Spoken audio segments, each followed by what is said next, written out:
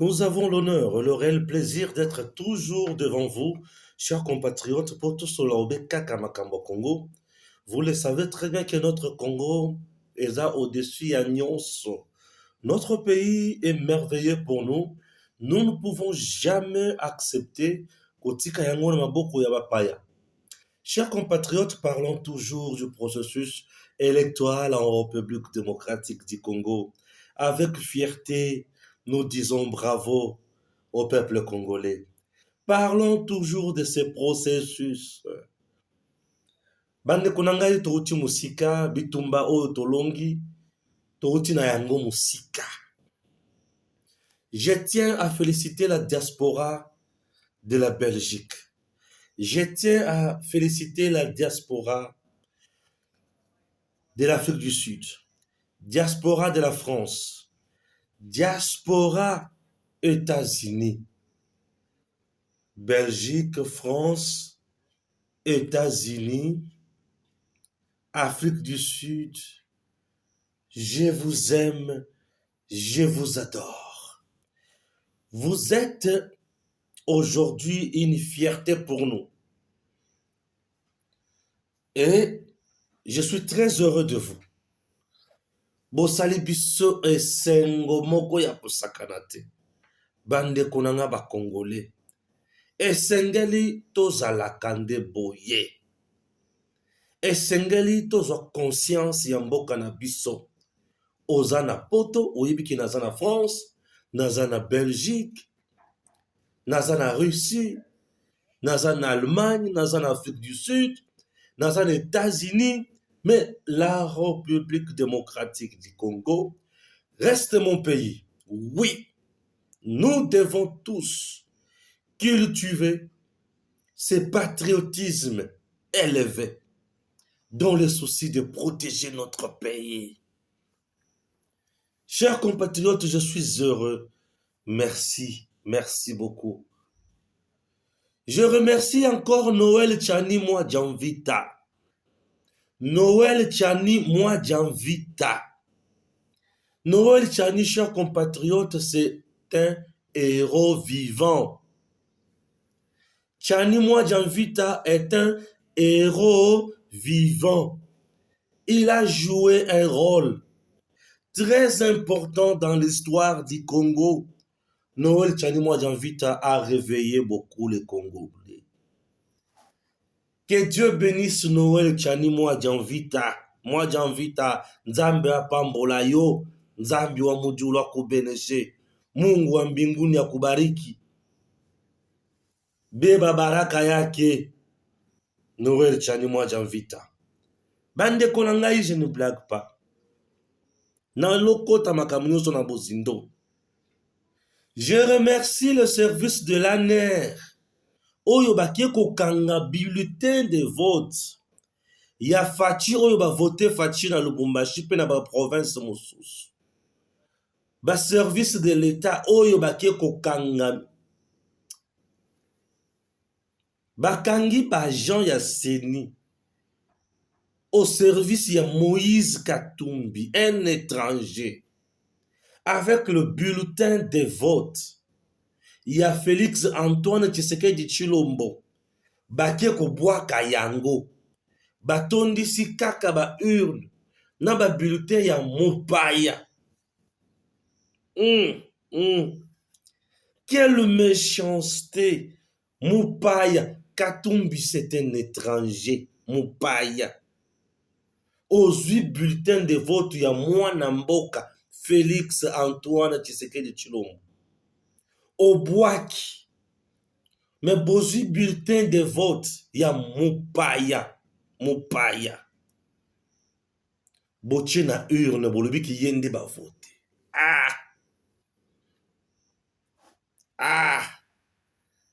Nini Congo nde ya biso. Congo nde mboka. Nali koseka. Mwana mboka Martin Fayulu, Denis Mukwege et les autres. Oyo babongisi marche le 27 déjà pour contester le résultat. Babongisi marche le 27 pour bayebi ete. Le 31, il y aura publication totale. Le 31 décembre, nous aurons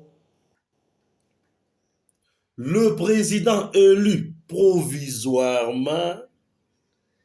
Bayoki kanda na mitema. Balobi esengeli basala marche le 27.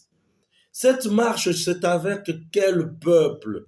Congolais, Burundais, Ougandais, Rwandais, to Zambien. Ah, chers compatriotes, la République démocratique du Congo, notre pays, a besoin de nous. Nous. Dans ce pays, nous sommes obligés de cultiver le patriotisme au sens le plus élevé. Ah oui. Je remercie les Congolais de toutes les provinces qui se sont sacrifiés, qui ont mouillé le maillot. Mundele oyo boya kundima bilaya fachi andimi. Katumbi mal à l'aise à piquer crise. Nazali koyoka ke batindi ba policier ebele na ba soda bakanga na grand katanga bien bisika tu katumbi na ba mercenaire na ye bazana posa basala mobulu. Bokubeta malokola ba soso. Tout celui qui osera kobima na balabala pona kosala mobulu akokutana na force publique. Yambalo tokomi koloba nango na kanda kaka boye. Oui. O tokomi koloba nango na kanda kaka boye. Basuki oyo bamandefo na kokata sikoyo te kino ba proclamer Fachi Beton président de la République démocratique du Congo Kare Mesili nakati suki nakati mandefo na zungi bogar na kokata te. Je salue toute la famille Pongo au niveau ya Poto. Bali kopesa biso d'informations à tout moment. Merci beaucoup. Maman Élisée Pongo avec tous vos enfants. Que Dieu vous bénisse. La grande famille Pongo au niveau de l'Europe. Tous vos enfants, vos petits-fils, que Dieu vous bénisse pour notre soutien moral, d'informations qu'on partage. Ça me fait énormément du bien. Merci beaucoup. Joyeux Noël à Joyce Mujinga. Joyeux Noël à Patricia Chichikou. Joyeux Noël à Erika Muzeka, à Kassia Muzeka. Joyeux Noël à toute la grande famille. Tangwe Koki RDC 133K Azur wapi. Bango Azur wapi. Il faut travailler pour Kumawana. Bisovana baruti kasongo. Oh be pepele. Na pepele na musala oyo. Bongo banguna bali kaka kolela na kolela. Na lobie bolamba bolia togoyate biloko banguna togoyate biso kaka boye la Fachi Beton 2024 Fachi Beton na ngwende na ye. Ambongo asili mayele. Siole asuki. Les serviteurs du diable basuki o. Tokota siko na bozindo ya makambo oyo. Eloko liboso la diaspora congolaise. Chers compatriotes, je suis très heureux de notre diaspora congolaise au niveau des États-Unis, de la Belgique, de la France, de l'Afrique du Sud. Bango babandi mbala moko balobi tokola kisabino ke toltalaka makambo ya mboka. Bisika mouvement ya bakombata ebotamaki ezaki wapi na Poto. Bana Poto ne mutu banda kobeta ba politiciens congolais. Bana Poto ne mutu batia régime pe ya Kabila mal à l'aise. Bana Poto ba facha. Bana poto ne mutu bazwaka biso bakino mingi en charge. Maladi bana poto. Elamba ya kitoko bana poto. Kelasi ya baleki bana poto. Mutu akufeli na famille bana poto. Bana poto basalisi biso trop. Bana poto banda koyebisa nga Stéphane Balamwange. Félicitations pour la mosala wali posala. Bana poto remoko baotindela nga ba lunette. Baotindela nga ba ketch. Bana poto baotindela nga remoko ba chemise. Mama Pepe de Paris remoko atindeli yo sapato kitoko. Remoko mama Élysée Pongo. Alobi Stéphane atindeli yo mwa sapato kitoko. Bana poto. Na lela bino moyen te. Bana poto batalaka balobi mboka na biso ezali kotambola te. Bana poto balobi non yambalo tomoni. Bana poto batali na poto gratuité enseignement de base. Tshisekedi atie yango balobi. Bana poto batali na poto bamoni maternité ya orphelin balobi Tshisekedi atie pe. Bana poto bafandi baotala. Bana poto bayoki sango balobi Tshisekedi amatisi salaire to solde ya ba militaire, ba policier. A changé vie à soldat congolais. A sali oyo soldat congolais tikala ko vivre te. Bana poto balobi te Tshisekedi sava. Bana poto bayebisanga ke hôpital oyo Tshisekedi atongela ba militaire. Eza na ba matériel ndenge moko na ba hôpitaux ya poto. Na lobi bana poto balobi Stéphane ko comprendre te. Fati et dans les bons. Na lobi bana poto na koyeba makambo oyo ndenge nini bino boza na ba connaissance ebele. Bana poto balobi Stéphane Fati dans les bons. Et on attend le lobi bana poto bana raison. Bana poto bana raison. Tovandi Fati ya bongisi mama emo. Réhabilitation te. Babuki batongi. Bana poto babengi na Stéphane Balamwange umoni. Dans le bi na moni bana poto balobi ouais, ok. Chers compatriotes, bana poto baza na raison. Nde bayebisi nga zela tokomona mokolo ya vote. Navandi kimia na ozela. Nayoka kaka sedi alobi na centre Bosolo. Na ali ko publier ba tendance. Nazo pesa bino résultat à liboso ya bana poto. Depuis 2006 to sala élection, bana poto ba votate. Kabila banda ko boya bana poto po yeba keke ba ko voter yete Mobomi Moyibi ba ko voter yete. Ba yebi ke Rwandais. C'est ça, c'est la vérité. To yebisa la bosolo bino pe. Bon di manalo baba vérité oyo. Ezaki bongo te. Bino ne mtu la biso ke azali Kanambe Kazemberere. Eza bino bana poto ti. Kasi. Bana poto ba voter en 2006 te. Ba voter en 2011 te. Ba voter en 2018 te. 3 scrutins. Oyo bana poto ba voter te. 3. Ba boya ka bana poto ba voter. D'un coup, Fati alobi bana poto il faut ba voter. Bato baza na clairvoyance. Bala kisabiso zela. Bato bana clairvoyance bala kisabiso zela. Bala poto bala kisabiso zela ko. 100% Fati. Donc 80% Fati. Plus de 4000 voix contre 500 et quelques. Bolinganga Fati boye. Nandimi pourquoi bolingaka. Tellement na lakisaka bino makambo Fati ya salaka. Tellement na pesaka bino ba version vraie ya Fati. Yango na moni boza ebele na chaîne na biso. 133 000 abonnés. C'est que Bundi Makavachi. Bundi Makai. Bino sikoyo bozondi mafati na tina. Pe bozondi mafati mitu ezo sala malamu.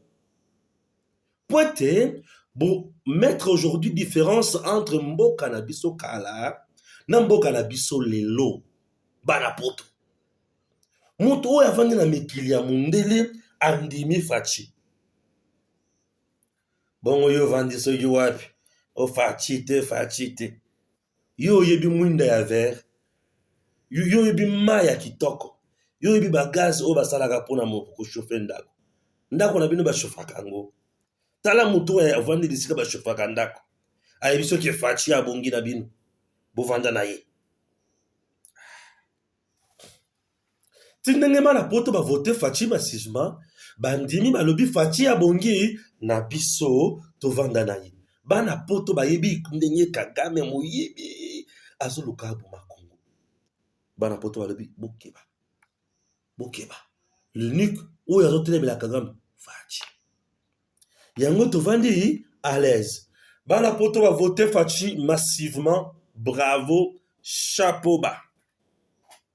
Chers compatriotes, on a dit premier sujet. Deuxième sujet, j'ai dit Noël Tchani, héros national. Yambona kita, na ba bulletin de vote ya faci, na ba policier bako sala bouclage na Lubumbashi, na Okatanga partout bouclage. Le pouvoir s'impose. La patrie ou la mort. Tokotike la mutu tente. Le patriotisme au sens élevé. Wanandenga mikolo. Bozoma tiki na changer na idobeli. Kanda ezo matanga makasi. On ne pouvait pas accepter de laisser un grand pays comme ça dans le main d'un abruti étranger au service de la communauté internationale qui cherche à piller notre pays. Noël Tchani, moi j'invite à jouer un grand rôle. Nous devons l'appeler héros national, héros vivant. Noël Tchani, moi j'invite. Aïe! Noël Tchani est venu, nous a dit ceci. Mboka na biso et souffrir mingi à cause ya bato babengi ba de père et de mère te. Puisque tout celui qui n'est pas de père et de mère a la loyauté partagée. Ce qui Félix Tshisekedi Tshilombo mwana mama Marthe azalaki na mwasi ya rwandaise. Soki azalaki na papa ya rwandais. Soki azalaki na mama ya rwandaise. Mbelelelo tozotelemela Rwanda. Noël Tchani moi d'invite à ya lobby keba. Mboso bo voter loi de père et de mère. Katumbi ya telemi. Safwa ningani. Baningani boende. Mindele bandaka koya epa ya mboso. Oh. Mindele bazo yebisa mboso. Vous ne vous pouvez pas voter une telle loi. Bato yo bazo sala kanda bakasibo edigini. Kam ambongo, les serviteurs du diable. C'est une loi qui va diviser le peuple. Nzokande mindele ambongo.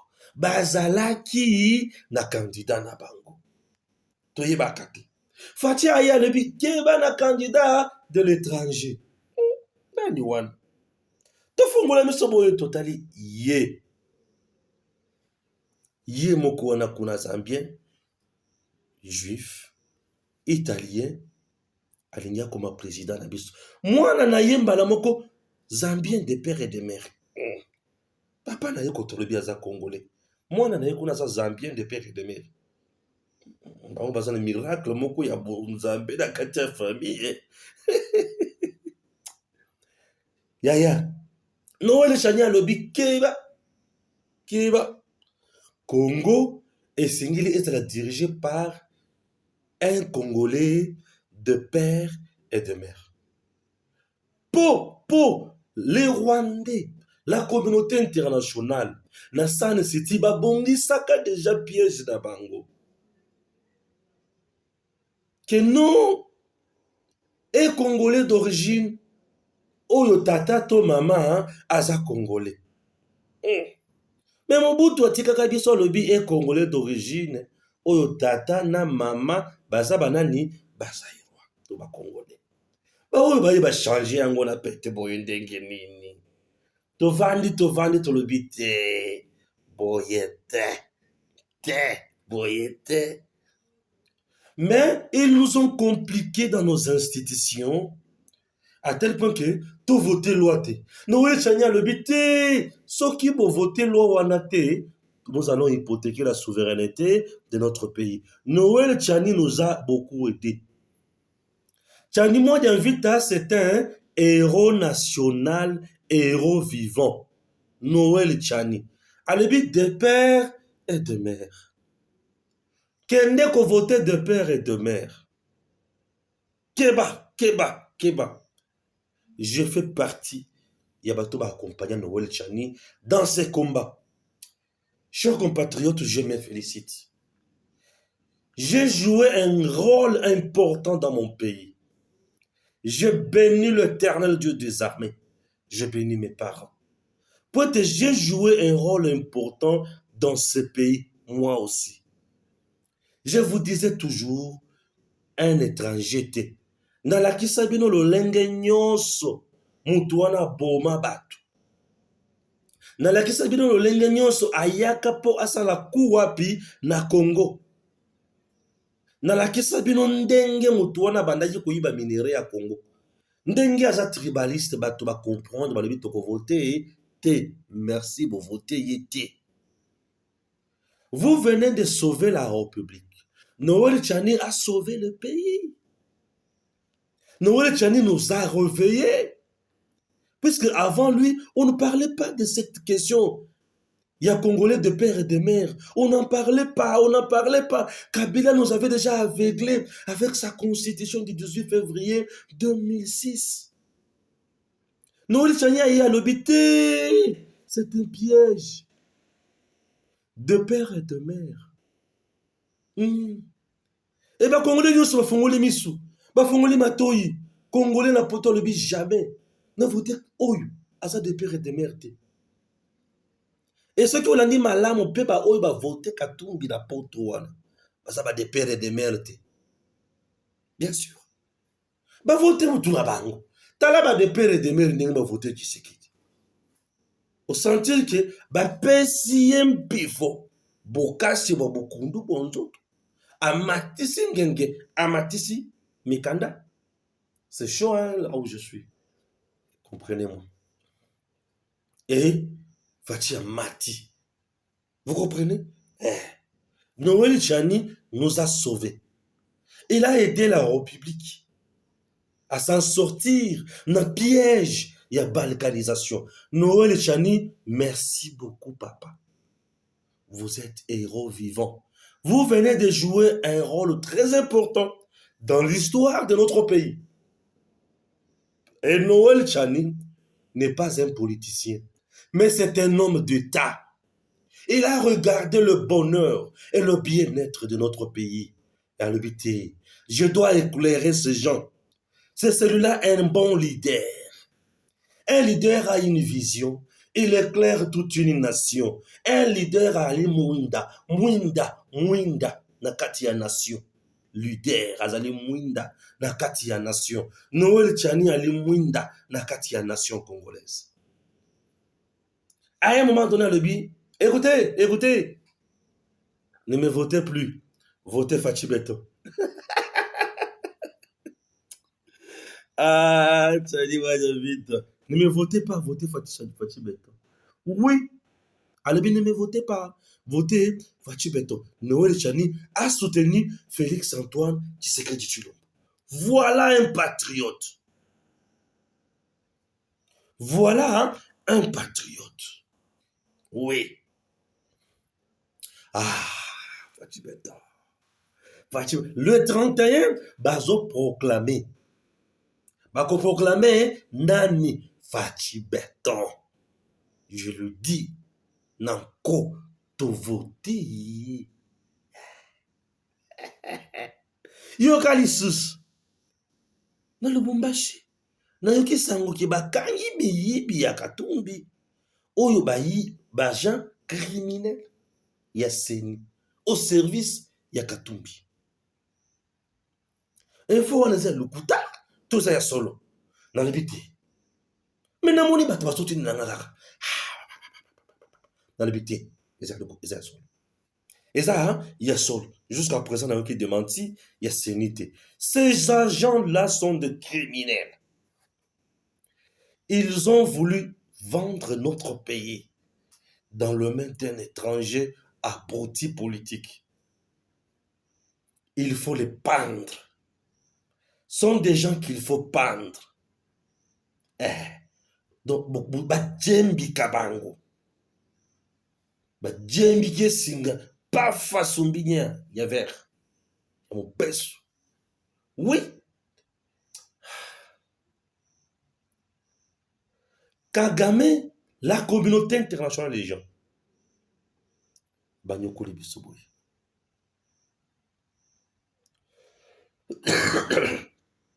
Je m'excuse. Banyoko Libiso. Voilà, quand je suis un peu enrhumé. Kosu, malaria. Dans un cas, tu la bacunine. Banyoko Libiso. Mais, bino bajan a seni. Population congolaise. Avandi à qui a voté Félix Antoine Tshisekedi Tshilombo. Mais vous prenez ce bulletin-là. Bozo Kindiko Boaka. Bozo ce bulletin ya Mupaya. Pour ba publier yango résultat yaye. A diriger banane. Biso bana kasabino. Pour Mupaya aya kuyiba banane. Congo ya biso kaka. Ils ont le droit à vivre la richesse nangote. Puisque Bino Boza au service du mal. Et nous devons souffrir. Ce sont des gens qu'il faut pendre. Devant la patrie, je ne connais pas la liberté. Moi, Balamangue, devant la patrie, je ne connais pas la liberté ou les droits de quelqu'un. To saliboui. To zonyoko. Yo ke ne kozo motu. Oyo azana banguna na biso. Banguno bazo violer ba mama. Bazo piller richesse ya Congo. Bazo sala nyonso ya mabe contre le Congo. Tu travailles pour lui.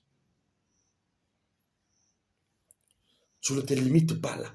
Tu prends les précieuses voix des compatriotes congolais convaincus pour boire que là-bas. Namai.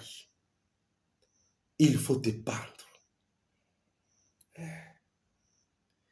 Navandiga boy na yoki na espace katanga kaka la police bazoya ebele mura mbila po basi basala oyo to bengi nini pa patrouille.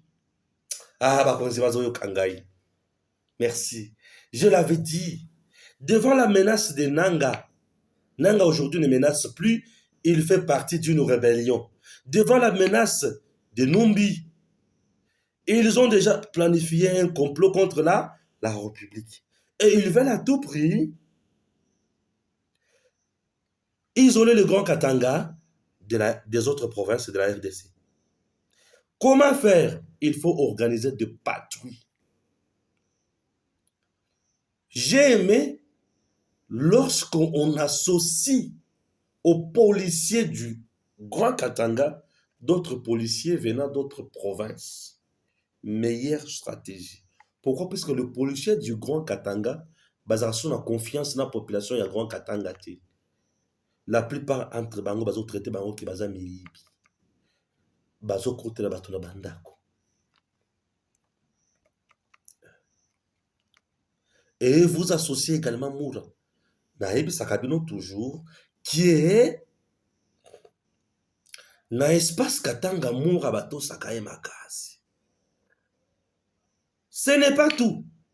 La résidence de Katumbi doit être placée sous surveillance. Ça c'est Balamwangi.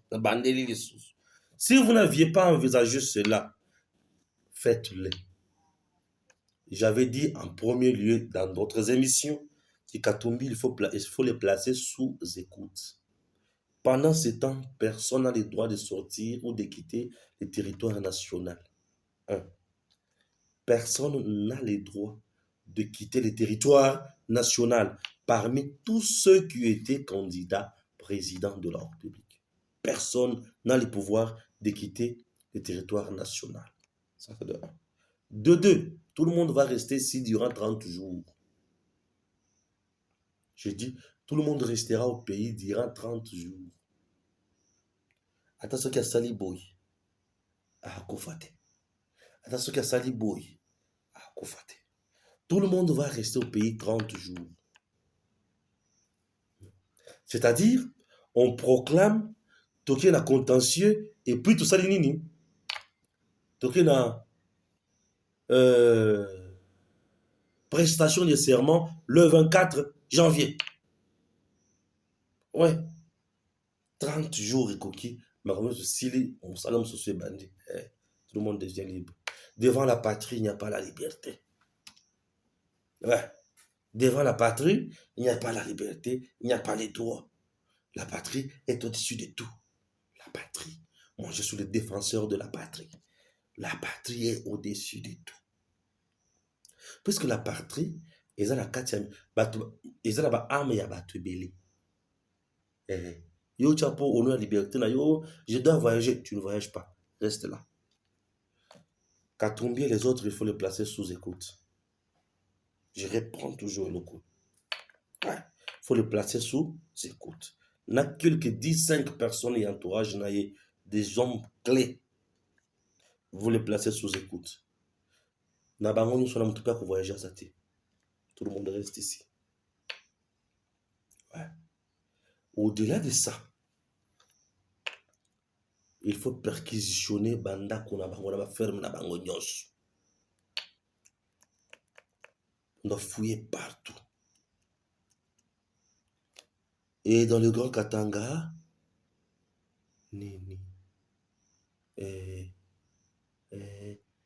patrie à 18h.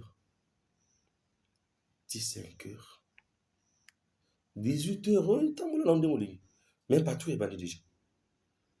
21h, tout le monde chez lui. Dès 22h, tout le monde chez lui. Oui. Waneza makambo, on a opé ça. Ce qui se compte au lungwe wana, to zongi. Namati kisasa, Martin Fayulu na batunaye. Martin Fayulu na batunaye, o bakatani. Seigneur Jésus. Ah, zabe bute solinga pasi. Na batunaye o bakatani. Ba osa la marche le 27. Nani akoya na marche wana, population wapi. Oya biso Congo, ate biso te. Peuple wapi akoya la marche ya Fayulu. Oya peuple congolais. Non, c'est pas celui-là. Cherchez notre peuple. Biso toyate, ate toyate. Biso peuple congolais tokoya la marche ya mutindo wana te. Toya kosala nini na marche wana. Les gens pensent que c'est du nouveau. En 2018, sous Corneille Nangaa, le fugitif, le rebelle, le mal éduqué de la République, pas bureau de vote continue à voter. Fayulu azoloka nini? Dialogue nanko, cowboy. Et Simbati, Fayulu encore 5 ans les sous. Naïbisa Fayulu postulé comme candidat député national pour voter. Mutu magasi rien tinata. Omone okomi. Mukwege azomata azokite mukwege vraiment. Toi on allait te voter dans ce pays président qui ne l'était pas hasard. Tovandi kaka tolamuki oyo bakosala marche. Marche. Contre ni? Contre résultat. Bazo s'attaquer à résultat. Non, contre les irrégularités. Est-ce que les irrégularités wana ezobebisa résultat? Notre pays est trop vaste. Les avions d'abord loués ya loué pour aimer ma quitter les taureaux. N'est-ce pas ça? Tout loué. Impossible la Congo élection et salema mokolo moko et à la même heure. Impossible. Mais le quoi là bazanga loko ko sala bazo créer marche.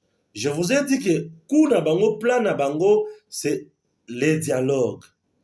Et dialogue et même biso na nini na gouvernement to ya transition non. Il y a eu déjà élection que chacun prenne ses responsabilités. Amen. Biso ya biso sokeli a. Peuple congolais tozozela va publier résultat le 31 to sepela na mokonzi oyo tokendaki ko voter. Oyo bazokanisaki article 64 ekozala biso peuple nde moto tovotaki biso peuple tokomarche te moto na moto amarche na mwasi na ye na bana na ye na bana nkasi na ye na banogo na ye na banclorete na ye na banyeserete na ye na bamakango na ye biso peuple tokomarche te. Joyeux Noël à vous tous qui nous suivez partout. Que Dieu bénisse la République démocratique du Congo. Nous sommes toujours là. Hermoko.